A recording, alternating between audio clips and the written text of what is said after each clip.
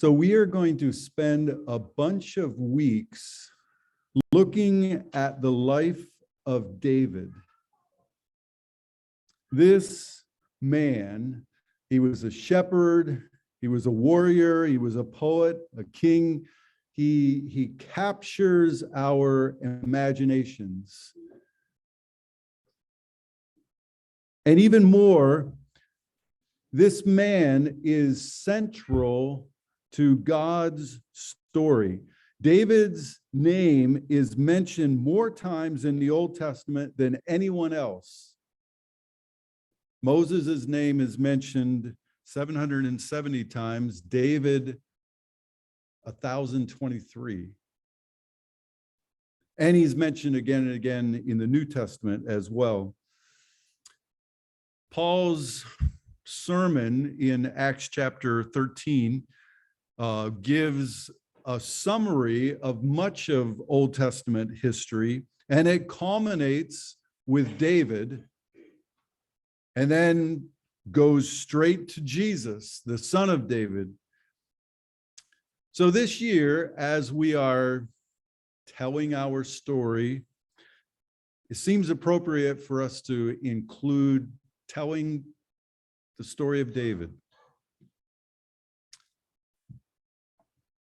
Why does the Bible talk so much about this man? What was it about his life? Well, our text gives the answer.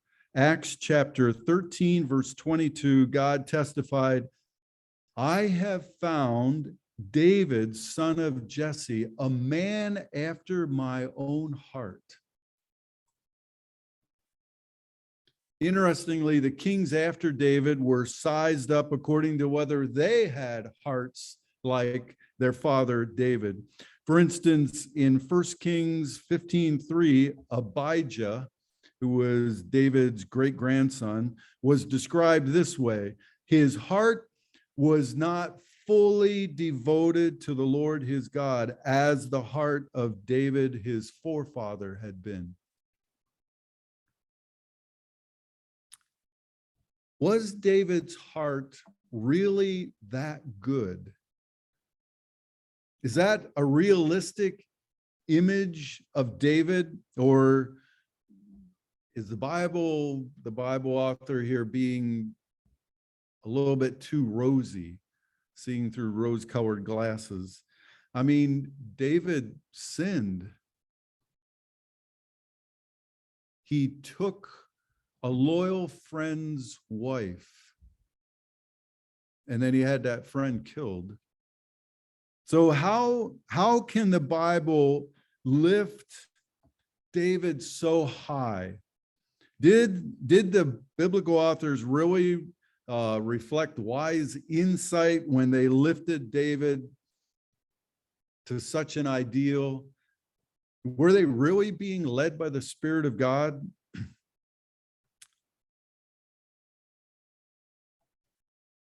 Let's look at his life. If you like to follow in your Bibles, turn to 1 Samuel 13. This is the first reference to David, though his name is not mentioned. Samuel, who was the high priest in Israel and was a seer or a prophet, anointed Saul as the first king of Israel. The Acts chapter 13 passage mentioned that. And now in this chapter, Samuel has gone to Saul and tells him that his reign is going to end. Verse 14, "The Lord has sought out a man after his own heart and has appointed him to be the leader of his people." We learn who this man after God's own heart is a few chapters later. Turn over to 1 Samuel 16. In verse 1, God tells Samuel, "Fill your flask with olive oil and go to Bethlehem. Find a man named Jesse who lives there. for I have selected one of his sons to be king. This is a fascinating story. Jesse has his sons stand before Samuel one by one. Verse 6, Samuel took one look at Eliab, the oldest son, and thought, surely this is the Lord's anointed. Must have been quite a specimen of manhood. Maybe Chris Pratt or Harrison Ford, who knows, depends your generation here. But the Lord, verse 7, said to Samuel, don't judge by his appearance or height, for I have rejected him. The Lord does not look at the things people look at. People look at the outward appearance, but the Lord looks at the heart. Then Jesse told his son Abinadab to step forward and walk in front of Samuel. But Samuel said, this is not the one the Lord has chosen. Next, Jesse summoned Shimea, but Samuel said, neither is this the one the Lord has chosen. In the same way, all 7 of Jesse's sons were presented to Samuel, but Samuel said to Jesse, the Lord has not chosen any of these. Then Samuel asked, are these all the sons you have? There is still the youngest, Jesse replied, but he's out in the fields watching the sheep and goats. This was a low, menial task. And Jesse, for some reason, had not even thought of this son. Possibly he had a different mother from the others, of a lower status. Send for him at once, Samuel said. So Jesse sent for him, and the Lord said, this is the one, anoint him.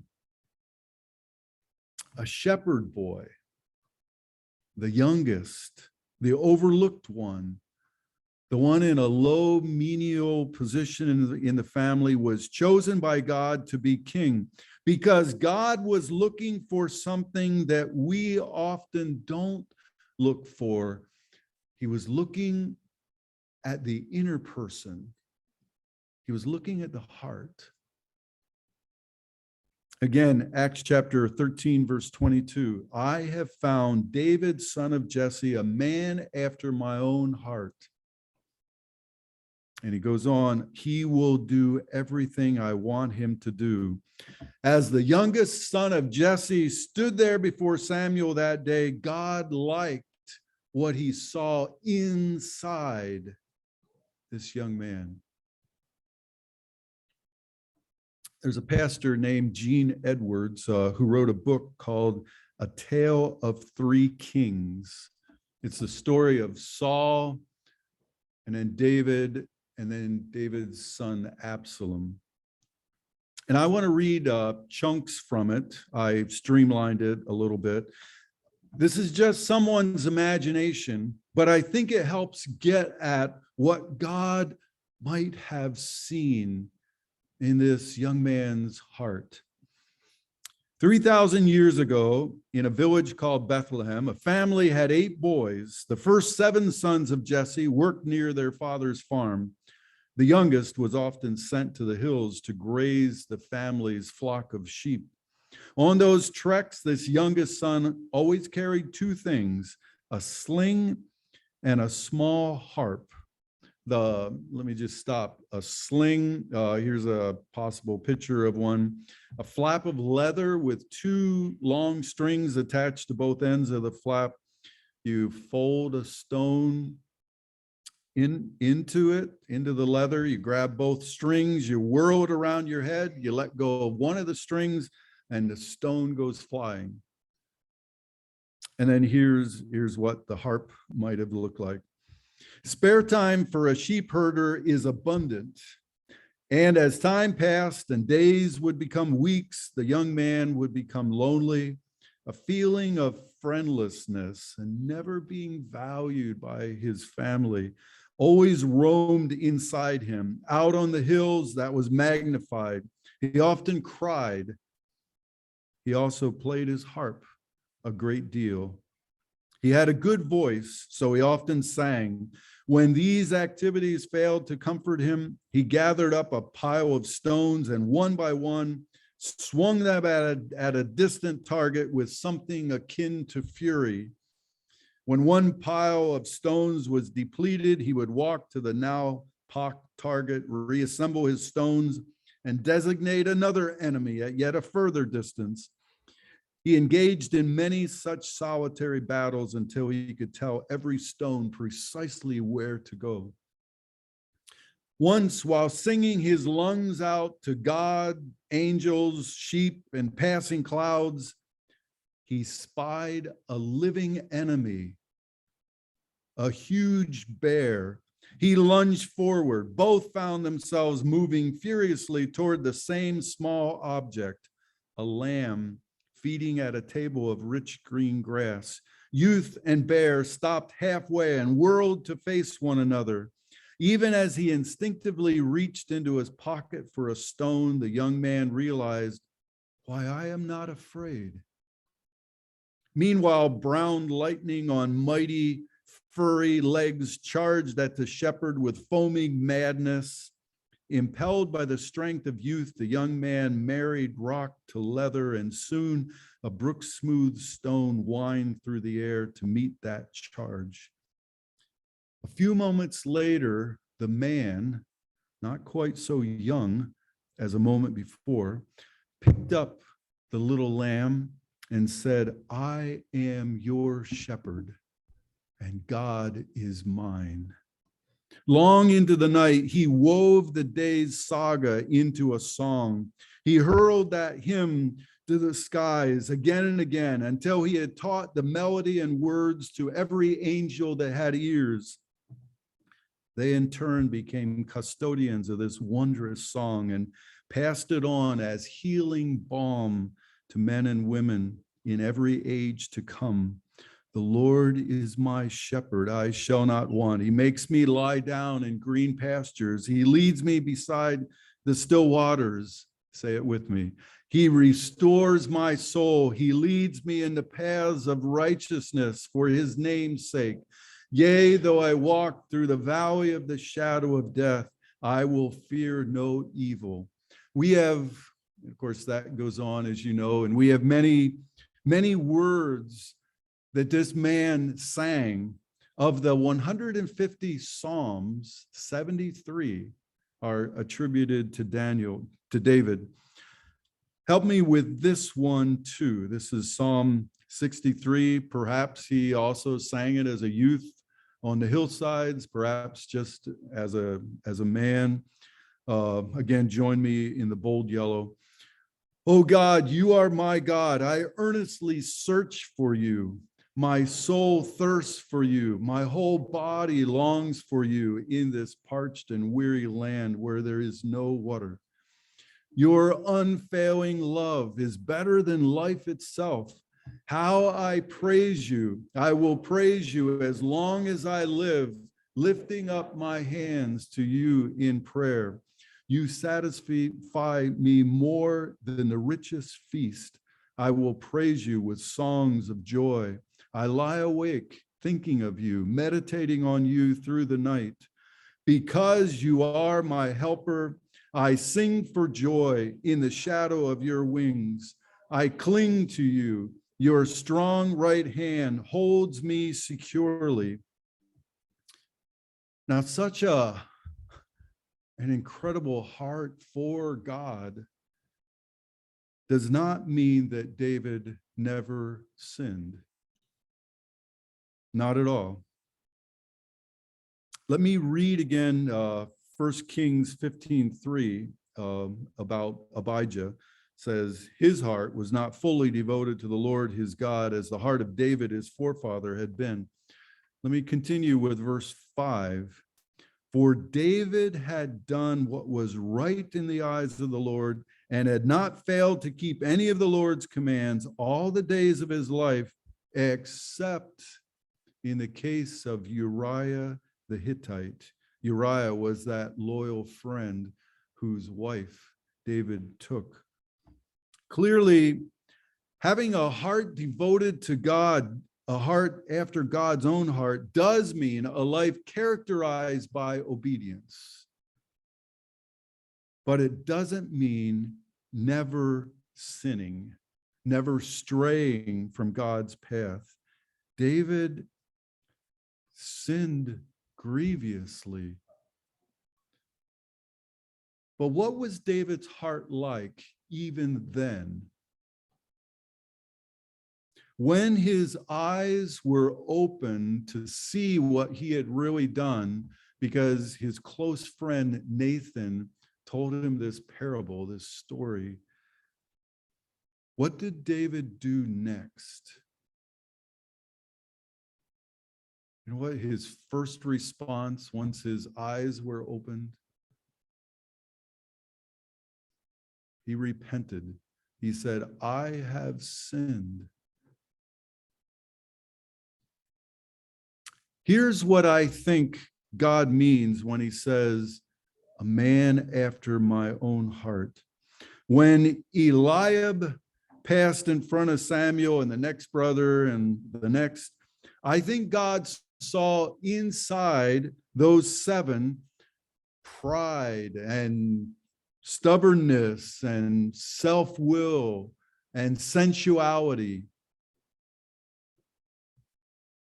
And I think God saw some of that in David's heart as well. So why did the biblical authors lift David so high? Why praise his heart? Consider this. So what came to me as I was wrestling with this. I think it was what God, I didn't miss that. It was what God didn't see in the brothers' hearts that disqualified them. See, in the brothers' hearts, God didn't also see this heart that delighted in God. Didn't see this heart that spontaneously turns toward God in trust, like when a bear comes to attack the flock, and in worship as he poured out that song to the heavens. But in David, God did see those things. David's heart spontaneously turned toward God in trust and worship. Because of those things, the desire of David's heart was wholehearted obedience. And that was the difference. There was still some of human sin within David, but there was also this other part that was there. And that was the difference. Having a heart that spontaneously turns toward God does not mean that we're fully consistent in that. David and all of us are way below the standard of Jesus. But having that kind of heart meant that when David did sin, his heart had enough love for God, delight in God, that he soon once again became soft and responsive toward God. And thank God, in deep confession, there is great grace. So, in case you wondered, the Bible writers were not wrong about David. His heart was a marvel. I want to end with just a few words about David's secret to having this kind of heart. If any of us want to have that same heart, that same love, that same approach to life, here's an observation. David's Psalms are not just a sign of his love and devotion to God, they are a secret to it. Changing our heart, changing our feelings, changing our love is not like flipping a light switch. You know, we can't decide to have an emotion, and right after we decide, we feel that way. We can't decide to have a spontaneous response. Changing our heart, changing our feelings, changing our love takes time. I think it's more like changing the temperature in a room rather than changing how much light is in a room. You know, with the light, you can just flip a switch and immediately it's there. But with the temperature, it takes time for the temperature to change. We need to do things that slowly move our heart in a certain direction. And I think that's what David's Psalms did. Imagine David filling his mind, his heart, his soul with the words of Psalm 63. Some evening, he's sitting around the fire just singing his heart out. Wouldn't he, the next morning, tend to spontaneously be more full of trust and obedience because he had put that into his being? And I think when we do, I mean, it's good for us to sing songs that others have written, but somehow when it's our own song, then I think that just sort of exponentially multiplies the effect. How often do I deliberately feed my heart, that place, that part of me where spontaneous responses come from? Feed it with love for God and God's love for me. How often do I listen to music that fills me with that? How often do I sing songs that fill me with that? Another thing that we can do is the Lord's Prayer. I think that's like that's Jesus's summary of what should be in our heart and in our mind. How often do you pray that? And not just pray it by rote, but pray it, putting it into your own words, making it your own. I want to do things that fill my heart with God rather than with self. Now, how much do we need to do that? Well, the answer is however much we need so that we consistently do spontaneously respond out of trust and out of worship, so that God can say of you, this person is after my own heart. This person will do what I want them to do.